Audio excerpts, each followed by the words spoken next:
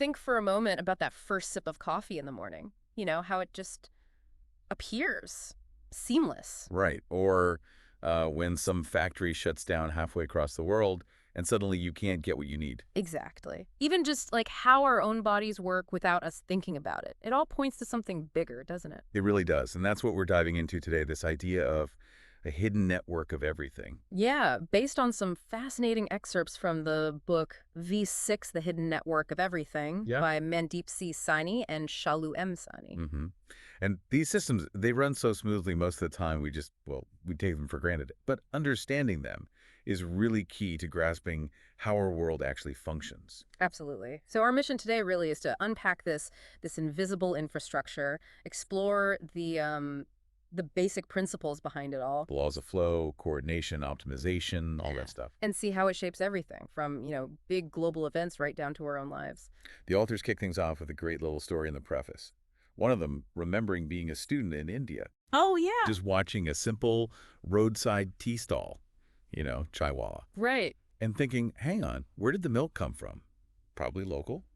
But the tea leaves? Distant plantations? Sugar? Maybe somewhere else entirely. Huh. So even that tiny operation. Exactly. It's all underpinned by this, perfectly timed logistical dance, even if it looks simple. And that's the core idea, isn't it? These supply chain principles, they aren't just for big business, they're everywhere. Totally universal. Yeah. The book makes these connections, from the ancient Silk Road, which is amazing, Yeah. to Amazon's giant warehouses today, and even draws parallels to the human body's efficiency. And even interplanetary stuff. Wow. Yeah, thinking ahead. But chapter 1 brings it right back down to earth with a really relatable story, a truly awful morning commute. Oh, we've all been there. Totally. It starts with a canceled taxi. Okay. Annoying. Then that leads to getting stuff in traffic because some lorry broke down. Right. Domino effect. Precisely. Then the train's delayed signal failure. And the final insult. The coffee shops run out of milk. Arc. The worst. And the author has this moment, realizing this isn't just bad luck. It's a breakdown, a failure in this massive invisible system we rely on. The hidden web, as they call it. Running the world behind the scenes. And you only really notice it when a thread snaps, right? Hmm. And that delayed train, just from a small signal issue, meant a missed meeting, Oh. which then affected a client's decision, which rippled out further down their supply chain. It's that chain reaction. We've all had days like that where one little thing throws everything off kilter. Absolutely. It makes you think. Even something as simple as a cup of tea, right? Yeah. The book mentions the tea plantations in Udi, India. Those leaves get picked, processed, shipped. All the way to, say, Manchester for a cup of chai. Exactly. It's this hidden journey behind everyday things. It's quite profound when you stop and consider it. It really is. And if tea is that complex, Yeah. what about something like, well, the smartphone maybe? Oh, yeah. Way more intricate. You get that buzz unboxing a new phone, right? But the reality the book describes, thousands of miles, dozens of countries involved, millions of people working in coordination. It's staggering. The book paints a picture of the factory floor too, doesn't it? Machines whirring, conveyor belts, robotic arms. Yeah, this incredibly precise, almost choreographed flow. Super high-tech ballet. And the parts themselves come from all over the globe. Right. Microchips, maybe Taiwan, South Korea, lithium for the battery, Chile, Australia, but then refined in China, probably. Oh. The screen glass, maybe made in the U.S., but using quartz mined in Brazil. Camera lenses, Japan, Germany. It's a global effort. Like a giant jigsaw puzzle, but the pieces are made continents apart. Exactly. And then think about moving all those bits. Cargo ships crossing oceans, freight trains, trucks. Customs, tracking, warehouses. The logistics must be immense. Huge. And then once assembled, the finished phone travels again. Air freight, sea freight, more warehouses, finally to the store, and then to you. And we barely give it a second thought. This global ballet, as you put it. Which perfectly sets up this idea of the domino effect in supply chains. You knock one domino over. The line goes down. Yeah. And the book uses the Suez Canal blockage in 2021 as a prime example. One ship stuck sideways. I remember that. Caused chaos. Total chaos. Blocked something like, 12% of global trade? For nearly a week. Wow. The authors mention a friend, Rahul, whose furniture business got hit hard. His shipment from Asia was just stuck there. Delays, costs mounting. A real-world nightmare scenario. And then, of course, there was the pandemic. a massive global stress test for supply chains. Oh, definitely. Empty Empty shelves. shelves, shortages of essential stuff, factories closing, ports jammed up, shipping costs going through the roof. The book mentions an organic food brand struggling to get ingredients. Yeah, the author's neighbor, Julia, shows it hit businesses of all sizes. It just exposed how vulnerable these complex systems can be. So even really efficient supply chains have this built-in fragility. Especially now, in such a hyper-connected world, a disruption anywhere can ripple out everywhere really fast. Okay, so the book breaks this down into three key concepts, right? Supply chains, logistics, and operations. Exactly. Supply chains are the big picture, the whole network. Logistics is the movement within that network. Goods, information, everything. And operations. That's how things are actually made or done. The production processes, the optimization within a factory or a service point. They use some cool analogies too, don't they? Yeah, like the body's circulatory system for the supply chain continuous delivery, Uh-huh. neural networks in the brain for logistics, rapid signal transmission, Right. and fusion in stars or metabolism in cells. For operations, the core power generation. It helps make it less abstract. Definitely. And it connects to this idea that these systems aren't entirely new. The book looks back at history. Yeah, it makes the point that the very first supply chains weren't really built. They sort of emerged Yeah. organically. Think early traders in Mesopotamia. Or the Silk Road. That's the classic example. Absolutely. The first truly global supply chain, really. Over 4,000 miles connecting east and west. The logistics must have been mind-boggling back then. Incredibly sophisticated for the time. They had roadside inns, caravanserai for rest and resupply. They had to manage inventory for months-long journeys, manage risk bandits, weather, Sounds familiar, actually. The same challenges, just different tech. pretty much.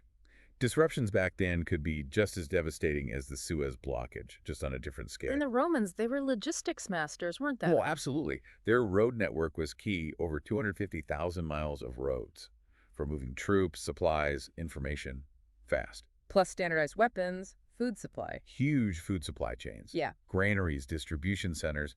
They knew logistics was crucial for maintaining control. Yeah. The old saying, logistics wins wars. Makes sense. What about sea routes? Yeah, the Indian Ocean trade network was huge too. Cleverly used the monsoon winds like a natural timetable. Oh, smart. Bustling ports, multicultural networks, even early forms of financial tools emerging to support the trade. The book even uses examples from Indian epics, like the Mahabharata. It does. It talks about Bhishma and the sheer scale of logistics needed for the Kaurava army. Food, weapons, fodder for elephants and horses. Immense. But the key insight is How the Pandavas won strategically. They didn't just fight head-on, they targeted the Kaurava supply lines, cut off their food, their reinforcements, weakened them from within. a classic logistics strategy, even in ancient warfare. Exactly. And they link this to a teaching from the Bhagavad Gita about focusing on your duty, not the results. How does that connect? It's like lean logistics, continuous flow, adapting to demand, minimizing waste. Like a river, it doesn't hoard water, it just keeps flowing. Focus on the process, the flow. Interesting connection. Okay, jumping way back now. The Neolithic Revolution, agriculture. Huge turning point for supply chains. Yeah. Suddenly you have surplus food. But how do you store it? How do you distribute it throughout the year? Big challenge. So granaries, early inventory system. Yeah, in places like Satahuyuk, really early forms of managing stock. Groundbreaking stuff. And domesticating animals help too. Definitely. Provided redundancy, a reliable source of food and labor. Humanity's first big attempt at planning a supply to avoid shortages, you could say. Even before farming, there was trade, right?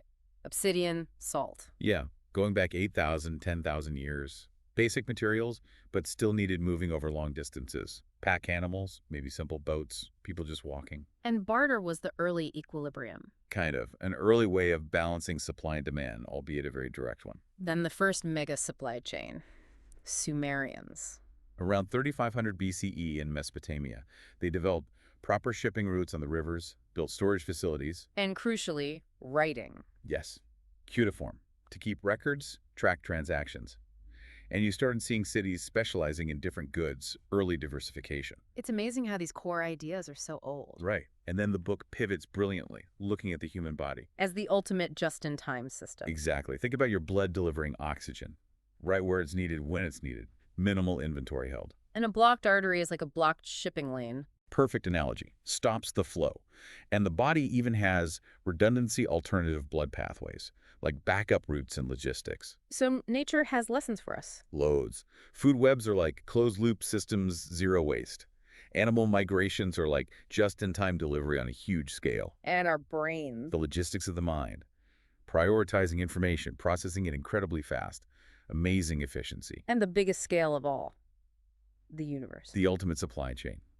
Distributing matter, energy, the elements in our bodies were forged in stars, scattered by supernovas. Cosmic distribution. Wow. So what are the key takeaways from nature for our supply chains? Redundancy is crucial. Aim for zero-waste circularity, and above all, be adaptable. Nature is constantly adapting. Which leads nicely into just-in-time versus just-in-case, right? JIT versus JIC. Exactly. The book uses a restaurant kitchen analogy. Do you keep loads of ingredients just in case, or order fresh stuff just in time? Trade-offs. JIT came from Toyota after the war. Yeah, post-WWII, Japan. Limited resources. Yep. So produce only what you need when you need it, in the amount needed. Cuts costs, reduces waste, drives improvement. Very efficient. A bit risky if something goes wrong. Very risky. The 2011 Japan earthquake and tsunami showed that. Major disruption, JIT systems collapsed. Car makers, essential goods, big problems. So JIC made a comeback recently because of the pandemic. Definitely.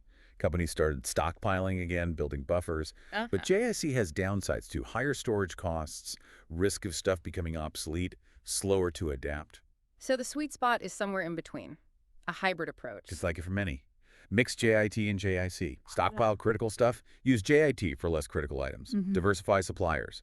Use AI for smarter inventory management. Like Tesla and Apple are doing. Yeah, they're navigating this balance. And again, nature does this too. How so? Our bodies use JIT for oxygen but store fat. JIC for energy reserves. Migrating birds feed JIT but build up fat. JIC beforehand. Ecosystems maintain biodiversity. JIC for resilience. Fascinating. So the future is smarter, more resilient chains, AI forecasting, and maybe more local sourcing. Looks that way. AI for predicting demand, more regional networks to shorten distances, strategic stockpiling. It's about balancing efficiency with survival, really. Resilience is key. Let's talk about food then. From farm to fork. Right. The hidden journey of our meals. The author contrasts seeing food origins directly in India versus anonymous supermarket produce in the UK. And that market in Tenerife. Yeah, another moment of realization about the complex path food takes. Even a simple breakfast, like toast, eggs, coffee in Hong Kong. Can have ingredients sourced globally. Makes you stop and think. And those empty shelves during the pandemic. A stark reminder about food supply chains. Very stark. Farm labor shortages, factories closing, border issues, panic buying. It hit the food system hard. The book also talks about hidden costs, right? Food waste. Huge issue. So much waste at every stage, farm, transit, supermarkets, even our homes. While millions go hungry, it's a massive contradiction. And the carbon footprint. Yeah, transporting food globally, especially things like air-freighted produce or beef production, has a significant environmental impact. Packaging, transport, it all adds up. But there are solutions emerging. Thankfully, yes. Local farming, vertical farming like hydroponic setups. Using smart logistics, AI to optimize distribution. Moving towards a circular economy. Less waste, more donation, composting, even alternative proteins like lab-grown meat. It encourages us to be more mindful about our food choices. Definitely. Think about the journey, the true cost. Okay, let's shift to AI and automation, self-optimizing networks. Sounds futuristic. It's happening now, though. The author describes visiting a fully automated warehouse. Robots gliding around, managing inventory. Pretty amazing. But AI in supply chains is more than just robots, right? Oh, yeah. It's about intelligence. Yeah. Prediction. Self-learning. AI can analyze weather, social media trends, market data to predict demand with surprising accuracy. Helping retailers avoid stockouts or overstocking. Exactly. And then you have self-driving trucks, autonomous delivery drones, changing how goods physically move. Companies like Tesla, Waymo, drones in Rwanda. Yeah, it's developing fast. Plus, smart factories that use AI to optimize themselves. Rescheduling production, predicting machine failures, scaling up or down automatically. But what happens when AI gets it wrong? That's the risk. The book gives examples of retailer misjudging seasonal clothing demand based on flawed AI predictions. Or cyber attacks crippling AI-managed logistics systems need safeguards. So the future vision is AI managing AI, hyper-personalization, near zero waste. That seems to be the direction, maybe even instant global trade via blockchain. But it raises big questions too. Like the impact on jobs. ethical concerns. Absolutely. Huge societal shifts to consider alongside the technological one. And briefly, interplanetary logistics. Mars, Yeah, the book touches on it. The ultimate logistics challenge, right? Sustaining a colony on another planet. which connects to the cosmic supply chain idea. Perfectly. The author's stargazing experience sets the scene. The universe as this vast system distributing matter and energy. Every atom in us came from a star.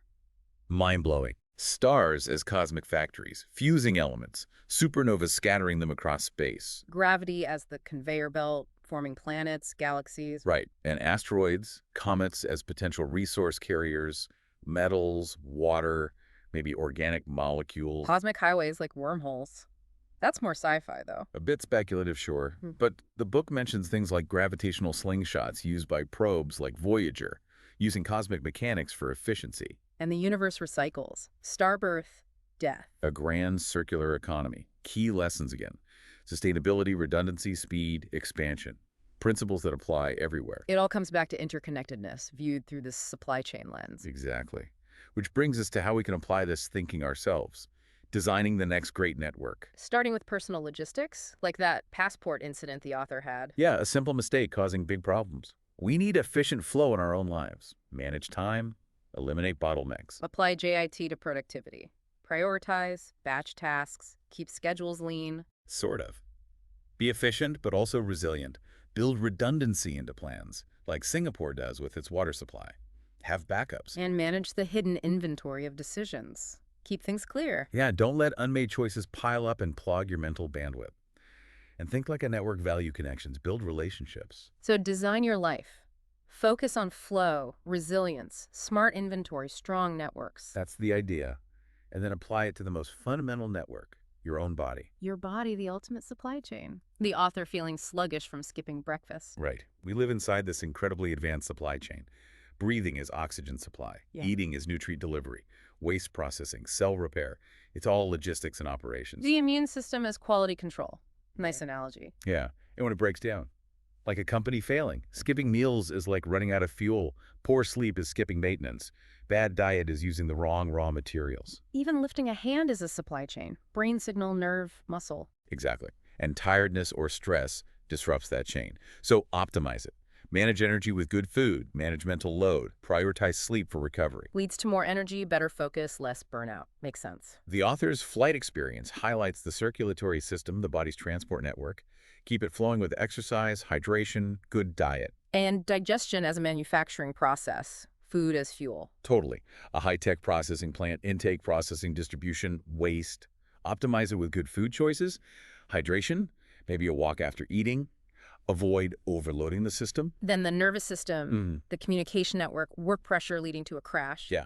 Brain is control center, nerves is cables. It have two modes, fight or flight, sympathetic, and rest and digest, parasympathetic. And when it fails, like the IT system crashing. Good analogy. Overworked brain leads to slow decisions. Stress shuts down digestion. Signals get crossed, energy crashes, brain fog. Total collapse is possible if pushed too hard. So reset it. Reduce overload, eat brain-boosting food, sleep, manage stress, maybe mindfulness. All crucial. Take care of the comms network. The parallels to business supply chains are strong here. Communication failures, no backups, poor resource allocation. What can businesses learn from the nervous system then? Smarter decisions like AI control towers, faster distribution, decentralized choices, real-time communication, live tracking, instant problem-solving, automation, preventing breakdowns, monitoring early warnings. And the immune system, a masterclass in risk management. Absolutely. Detect, prevent, neutralize threats. And it learns. We should build supply chains like that. First line of defense skin, etc. Like security checkpoints, inventory buffers, diversifying suppliers and business. Exactly. Then early detection and rapid response immune cells mobilizing, like AI tracking, risk alerts, crisis teams in a supply chain. Adaptive learning memory cells, vaccines, like post-crisis reviews, scenario planning for businesses. Precisely. And long-term resilience. The immune system aims for that. Businesses need it too. Flexibility, stress testing, sustainability, ethics. Don't sacrifice resilience for short-term efficiency. Key lessons: prevent, respond fast, learn, build long-term resilience. That's it, which points to the future. Intelligent, self-healing supply chains, like the nervous system. Factories predicting breakdowns, routes rerouting automatically, retailers knowing demand instantly. AI as the brain, Automation is the reflexes, real-time tracking is the nerves. Resilience comes from learning and adapting, like immunity, self-healing systems that think, react, evolve. And then back to Mars, the ultimate test. Right. Perseverance rover images are amazing, but Yeah. the logistics, Yeah. huge challenges. Distance, time, cost per kilo, the environment itself. So, need reliable Earth-Mars transport. SpaceX Starship. That's the hope. Maybe a lunar pit stop for refueling lower gravity, maybe water ice. And making Mars self-sufficient. Growing food, 3D printing, mining. In situ resource utilization, that's the goal. Maybe even an interplanetary economy eventually. Trading between planets. It all connects back to those universal principles: movement, efficiency, resilience, cosmic scale. Exactly. From Earth to Mars, the same fundamental laws apply. So, wrapping up this deep dive, the core message is interconnectedness, right? Like the chain bridge metaphor. Precisely. Every link matters.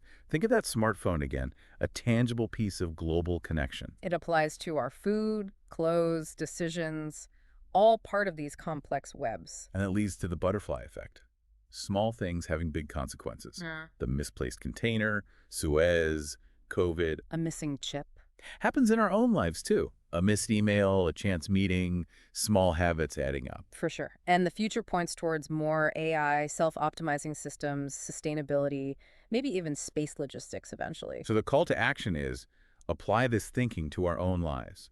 Optimize, network, prepare for uncertainty. Yeah, understand the systems you're part of and how to navigate them better. The 2004 tsunami example is sobering. One event shaking the world, highlighting that fragility. And other disasters too: volcanoes disrupting flights, hurricanes hitting supply hubs. Our systems are vulnerable. So the book's final thoughts really emphasize this hidden network powering everything. Food, phones, roads, decisions.